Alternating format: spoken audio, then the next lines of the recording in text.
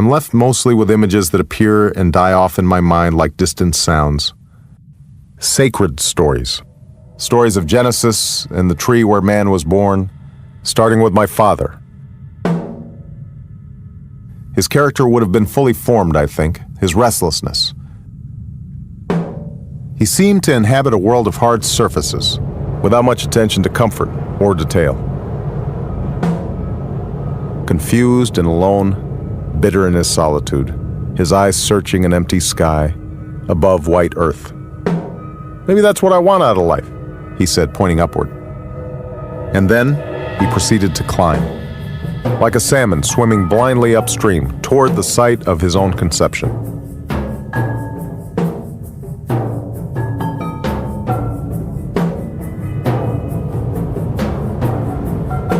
He straightened his back, looking out at the horizon until he could see it curve and smelling the sultry, scented air. He hadn't created it, but he was smart, and his knowledge of the world seemed inexhaustible. He spoke of the wild animals that still roamed the plains, enchanted names, his large hands outstretched to direct attention. And then, they seemed to be everywhere, for whenever he spoke, something unexpected happened. Black trees, 2 birds of paradise, an ape, chickens and ducks running every which way, and finally 2 baby crocodiles. They had a strange, unnatural pallor. They smelled of new leather. Suddenly, he lets out a quick shout. "A monkey!" It landed with a thud. Then it grew completely still. "Damn," he said, shaking his head in disgust. Suddenly, the whole thing seemed so fragile in retrospect, so haphazard. But the results were irreversible. A bit embarrassed by his own impulsiveness, he is careful to end on a happy note. Romantic images, set against scenic green hills. Even love. And light. And hope. He whispered the word.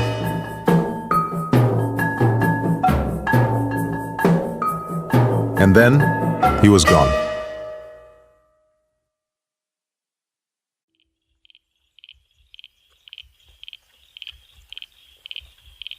The lush sound was rising, a sound that seemed to have always been there, like the voice of a dream, barely a whisper.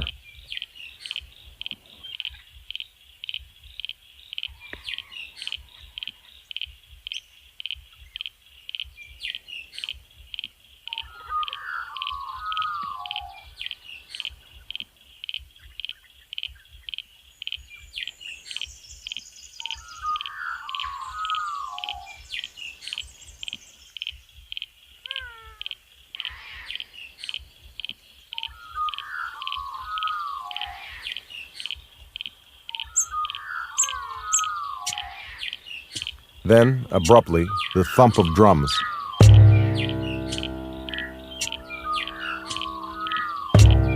They didn't talk much, these men.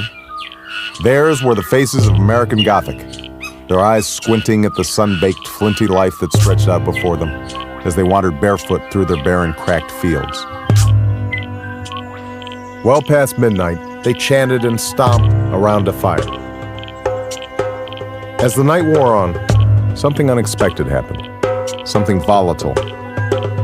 They whispered now, not words to hide behind, but words that could carry a message, the drive for something better, and the pull of respectability. People began to spend more time inside. They bought a house and found themselves bridge partners. They did so with some measure of satisfaction. The truth is that they were more than satisfied. They were relieved. These men knew the country, though, their toes dug into the ground, brown and green uninterrupted. Their laughter spoke of freedom. Behind them, a faith that rational, thoughtful people could shape their own destiny and have all the opportunities and space to breathe, and individualism and economic development. and the city turned monochrome and murmured with activity. Then the buildings grew taller, a nation busy developing itself, between the modern and the ancient, and asking no favors. Then, a more demanding impulse, a reflection of the simple fantasies that had been forbidden, a more expensive restaurant, a finer suit of clothes, a more exclusive night spot, a more beautiful woman, a more potent high. There seemed no constraints on the originality of lifestyles or the manufacture of desire. The ascendance of free markets and liberal democracy, and subdivisions marching relentlessly into every fold of green hill, the city lights reflected against the clouds. They grew inward, themselves spurred on by their own fears of inconsequence, always searching for that new start, becoming wealthy men. And their faith had been rewarded, a recognition of accomplishment that frees the spirit. A home, a family, a respectable life, and a booming stock market, and a Sunday matinee, and a gray clip-on tie. The pure and heady breeze of privilege. And freedom to be carried off into peaceful dreams.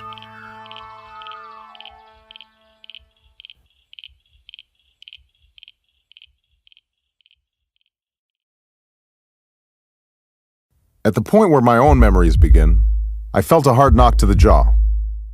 My head flashed with a dull, steady throb, and I wobbled to regain my composure. I took my first tentative steps with my eyes closed, and my mother's eyes shone with tears. Perhaps she blamed herself. They had poured all their lingering hopes into my success.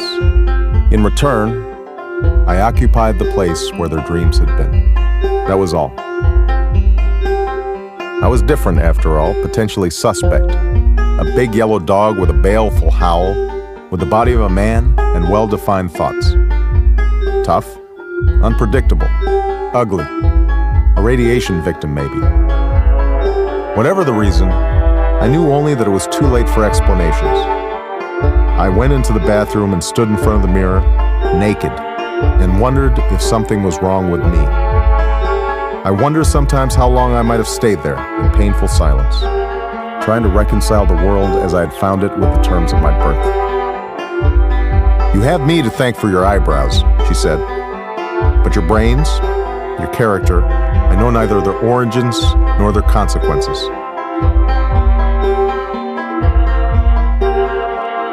"If you want to grow into a human being," she said firmly, "it was a matter of taking life on its own terms."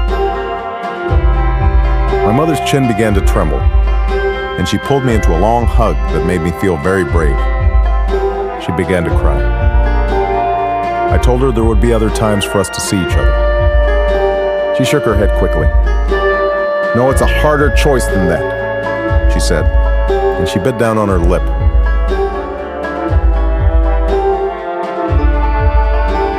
I still trusted my mother's love, but from that day forward, I understood. I realized that I was to live with strangers, and my true life lay elsewhere.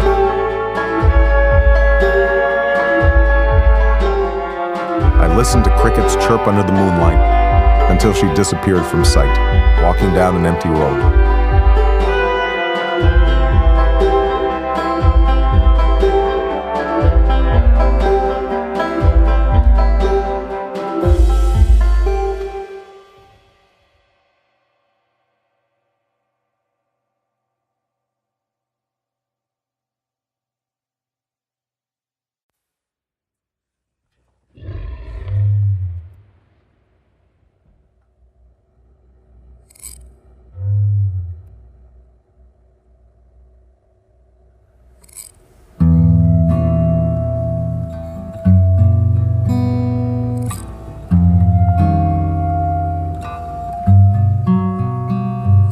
I left after that, uncertain of direction and desperate to prove my place in the world. And at this point, the story quickens in my mind. The months passed at a breathless pace, like one of those old movies that show a wall calendar's pages peeled back faster and faster by invisible hands. Eventually, a year passes and you know you feel differently, but you're not sure why or how. But as the months passed, I saw what all children must see at some point if they are to grow up. the corruption, the anguish and the fear, the stench, the toxins, the empty, uninhabited landscape, the consequences of a malnourished world. In every American town in those years before the war, all I'd heard were complaints. Stories of hardship and migration, stories full of terror and blind hunger and suspicion and collective decline. There was nothing definite I could point to, but something was different about what I was hearing now. Beneath the hum, the motion, I was seeing the steady fracturing of the world taking place. Then, abruptly, the horn sounded. The drumbeat of war.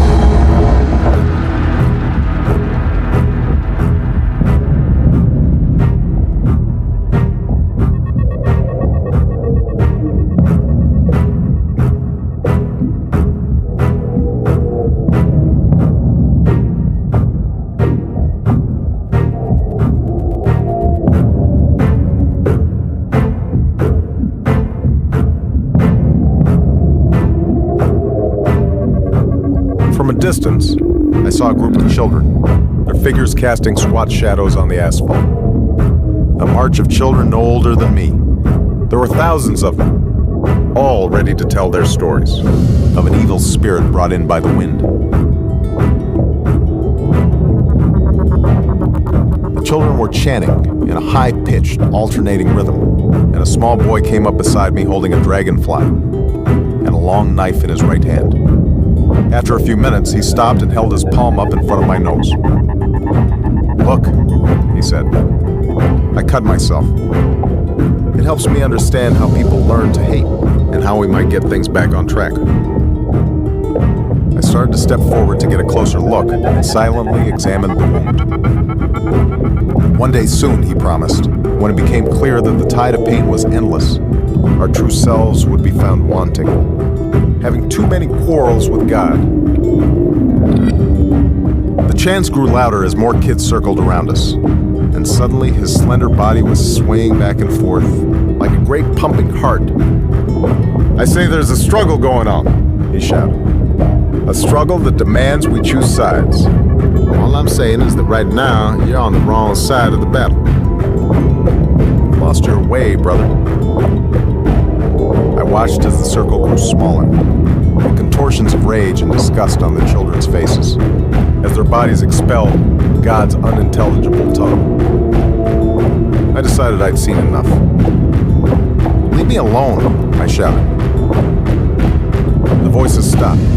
The streets were silent. And I knew at that moment that a line had been crossed.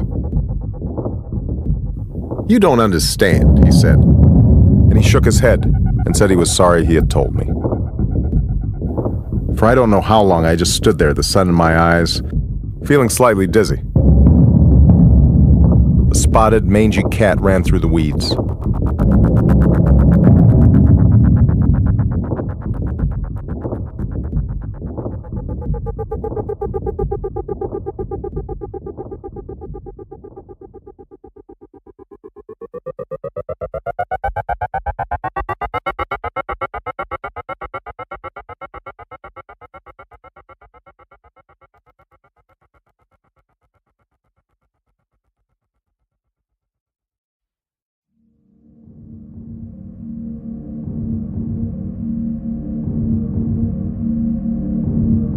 And then, the world fractured. Blood shot out in a long crimson ribbon and swept as high as my waist. As in a dream, I had no voice for my newfound fear. I took a step back and saw a big, hairy creature with a small, flat head beating its wings hard against the ground, poised to leap into the sky as puny traffic swirled around its feet. "I'm sorry, who'd you say you were?" he asked. I thought for a moment. My stomach nodded. I'd been around long enough to know such things were important. "Stanley Steamer," I shouted. "For Christ's sake, Stanley," he said. "You want to keep moving," and broke into a breathless run. I didn't answer. I decided to stay where I was. And then, the slow-motion cascade of towers crumbling into themselves, the sun bright as a furnace, the trembling blue plain of the Pacific, swelling the rivers and fields until the streets gushed with water. And when the disorder spills out of its prescribed confines, the buildings and roads and faces of Nairobi, Bali, Manhattan, lifeless on the grass.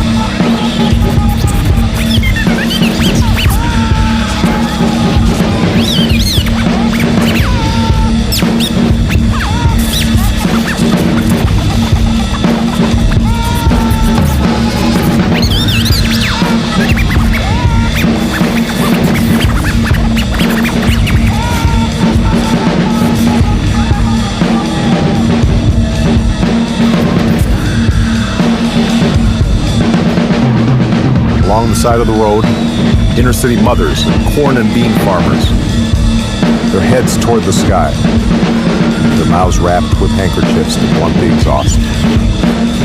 Behind them, the brown earth dipped into a smoldering dump. A distant world of horsewhips and flames, the ash-covered figures wandering the streets, unsmiling and dressed in coarse wool, until they disappeared down the dirt road beyond. I raised my arms to demand some explanation, but something held me back. There was no point in disturbing them with questions they couldn't answer.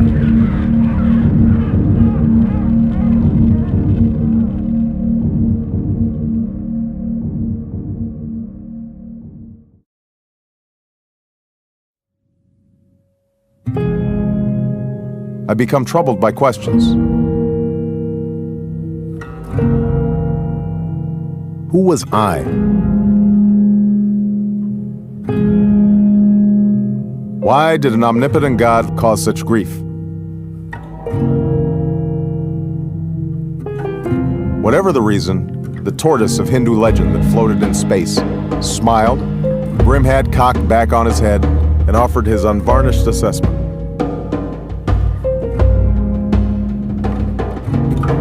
It had nothing to do with good or bad, he explained. It was this desire of his to obliterate the past. That's all? I asked him. He glanced down, surprised by the question. Yes, that's all. For the first time in many years, he said, I was filled with hope and the potential for unblinking cruelty. Gosh, I felt like such an adult, he said.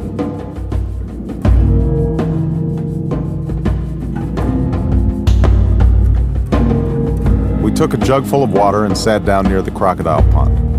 Him in baggy pants and a starched undershirt, sipping whiskey and cleaning his teeth with the cellophane from his cigarette pack, both more and less than a man.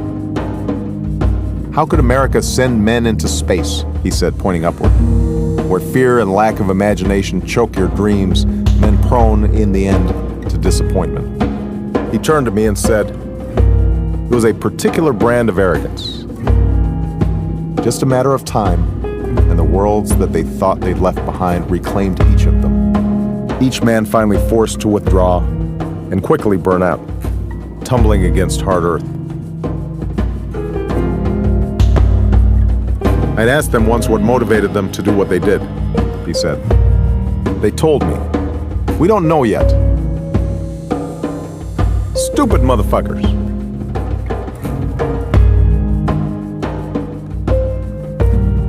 We fell silent, and I watched him out of the corner of my eye.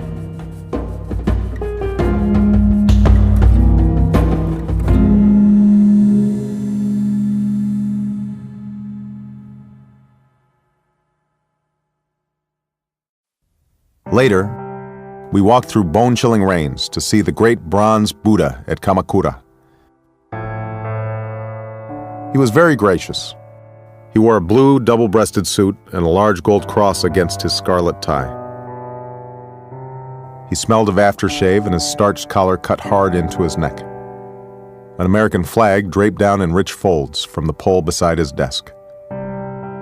He reached out and offered a firm handshake, and was sorry about how badly things had turned out. Was it bloody? He asked. I slumped forward, barely nodding. Have you ever seen a man killed? I asked him, my voice choking with aggrievement. He nodded his head. Feels like shit, huh? He said. He started to laugh. What's so funny? I asked. I felt my face and neck get hot. It wasn't fair, I said. What have we ever done to be treated so mean? It's not about you, he said finally, rising to his feet. Anyway, it's just the end of the world, and war and riot and famine were nothing more than temporary setbacks. It's really no big deal. I wasn't amused. I saw a group of children, I said, standing up. They had poured all their lingering hopes into my success. Now, they saw no more destinations to hope for. The children could no longer contain themselves, and they die between humiliation and untrammeled fury, I shouted, making him feel its weight. And whose fault is that? I said. Is that what you're worried about? He asked. Or was it because deep down you imagined a godless universe? He spit out the words as if they were unclean. He sipped from his coffee. I began to suspect that he wasn't as cynical as he liked to make out.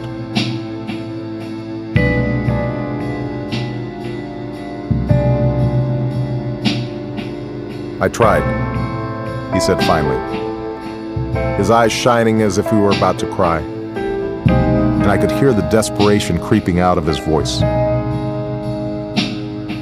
I can't.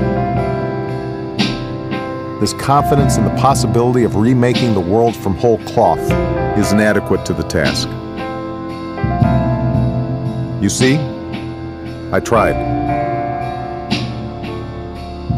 I didn't answer. It couldn't end there, I thought to myself.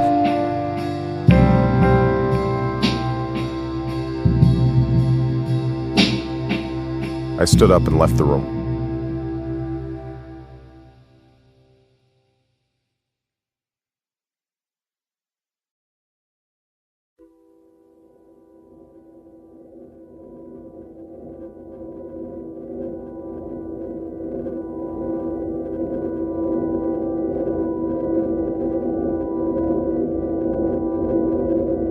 Suddenly, I remembered the power of my father's words to transform. His repeated acts of creation spoke to me.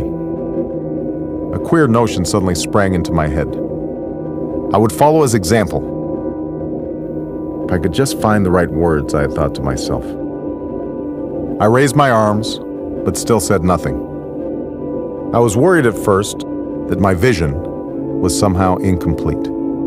Without absolute concentration, one could easily slip, and the words that I spoke would seem awkward and false. And those same words could serve as the centerpiece of a blind and ugly corner turned.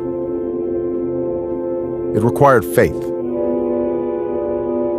Finally, I figured I was ready. A word, a shout, a glance, a touch.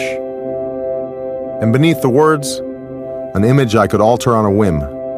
A vision that filled me with longing, the promise of another life. As the words tumbled out of my mouth, the world in which I spent those difficult times was all but extinguished. In these new stories, things would be changing, dramatically, decisively. The storyline was simple. The North Shore's thunderous waves, crumbling as if in a slow-motion reel.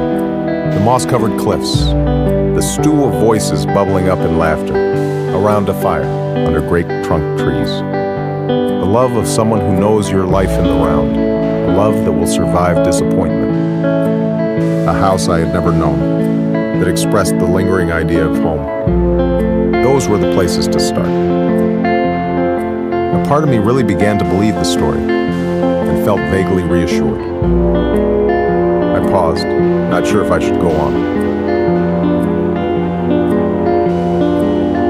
I took on the temperament, if not the convictions, of a street corner preacher, and read the names of those who had passed away that week, trying to summon the dead. Suddenly, without any warning, people actually showed up. There were thousands of them.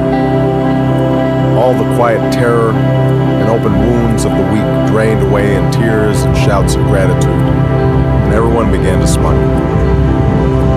Now, the rhythm quickened. Things got complicated. The beauty, the filth, the noise, and the excess, I discovered that I couldn't escape it if I tried. Cars, motorcycles, tricycle rickshaws, buses, and jitneys filled twice to their capacity. The square-jawed man in fast cars, the Marxist professors and structural feminists and punk rock performance poets, tall, unsmiling men in suits and ties and mudcloth koofies, slender models in the fashion magazines, all jostling to be heard. All of it dazzled my senses, like the electricity of an approaching storm. When I was finished, it was a gorgeous day, almost ridiculous in its ordinariness.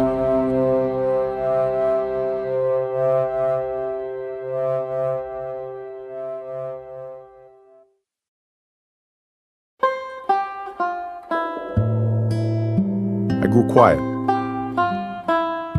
waiting for my father.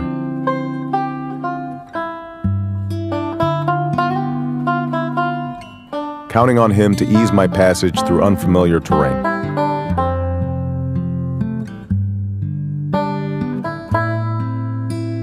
Eventually, a tall, pecan-colored man came up and put a hand on my shoulder. "Stand the man," he said. I nodded. His appearance didn't inspire much confidence. The fantasy of my father, strong as 100 men, was all but extinguished. But I would never admit that to him.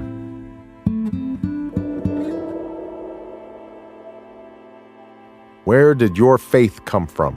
he asked me. "I had faith in myself," I said finally.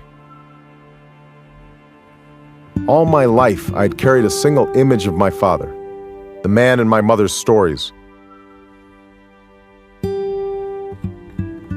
Whatever I do, it seems, I won't do much worse than he did. He grinned and slapped me on the back, and we laughed and laughed as we looked at each other, and he grudgingly agreed. "The only reason I'm still around is that nobody's willing to replace me," he said. "I was worried at first," I said. "Now, I can see that my choices were never truly mine alone. I'd be repeating a pattern that had been set in motion centuries before." "Yeah, well, it was in the genes," he said. I understood. We each remained locked in our own memories. Finally, I asked him, "Who was I?" "I don't know," he said. "A figure of random authority. A collection of grievances. Or maybe a boy who radiated like the sun. The promise of something new and important. Which would you rather be? You see, your character is also a construct. Your ideas about yourself are finally transformed into something firmer." We ended up spending the afternoon together, talking and drinking coffee. Eventually, the conversation stopped. Before my eyes, he grew small, his bones stiffened, and hair began to gray, and I saw now that he was shaking. "Control the decay," I said. I had so much left to say. "You don't understand," he said. "I can't."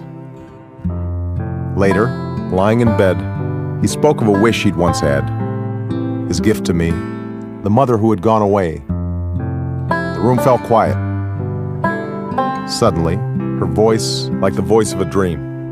She was laughing brightly, a round, full sound from deep in her belly. We looked in the direction of the sound, and I remained speechless for a moment. My mother laughed once more, and I quickly followed suit. And she laughed, and I laughed, and we stood suspended. "I better be going," he said, and his solemn face spread into a silly grin, his head back, with a gaping hole where his nose should have been. Now he was dead, soon turned to dust. My mother sighed. I asked her what she was thinking about, and she smiled softly. An infinite number of chance meetings, the role of luck in the world, without a script or plot that might insist on progression. It was only now that I began to grasp the almost mathematical precision, she said. It's beautiful.